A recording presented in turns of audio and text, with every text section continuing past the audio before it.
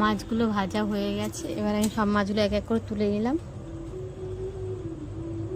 দেখুন মাছগুলো একটুও ভাঙেনি, এত বেলায় মাছ কিনেছি তাও আমার একটু ভাঙেনি, কারণ আমি তেলের মধ্যে একটু লবণ দিয়ে দিয়েছিলাম। সবসময় গরম তেলে একটু লবণ দিয়ে মাছ ভাজবেন, দেখুন মাছটা মানে উল্টাবে না। দেখুন এখানে কালো জিরে ফোড়ন আর কাঁচা লঙ্কা দিয়ে দিয়েছি, এখানে পেঁয়াজ দিয়ে দিচ্ছি,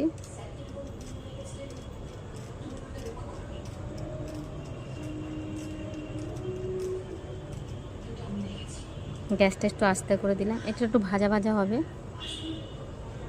ভাজা ভাজা হয়ে গেছে। এখানে আমি বেগুন আর টমেটোটা একসাথেই দিয়ে দেবো, দিয়ে লবণটা দিয়ে দেবো, দিয়ে আমি লবণ দিয়ে দিলাম, হলুদ দিয়ে দিলাম পরিমাণ মতন,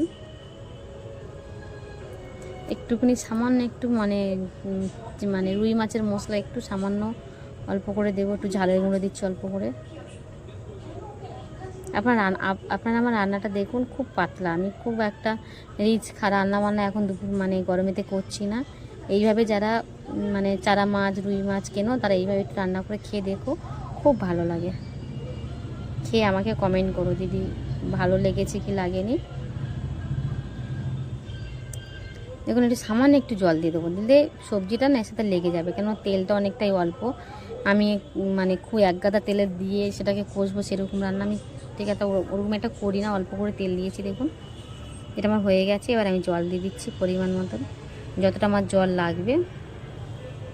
আর একটু জল দেবো, কম হয়ে গেছে। দেখুন একটু পাতলা পাতলা জল দিয়ে দিচ্ছি, দিয়ে এবার এটা ঢাকা দিয়ে দেবো। এটা ঢাকা দিয়ে না আমি এবার একটু দই আর চিনিকে ফাটিয়ে দই চিনি মাখিয়ে রেখেছিলাম, ওটা ভালো করে ফেটে নেবো।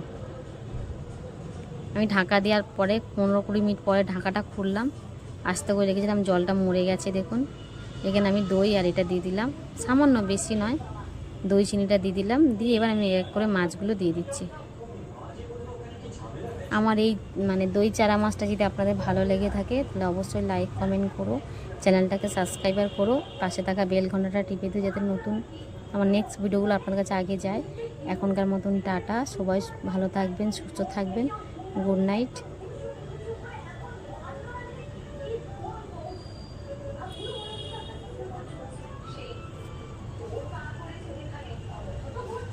দেখুন আমি ঢেলে ফেলছি, তরকারিটা কেমন হচ্ছে দেখুন।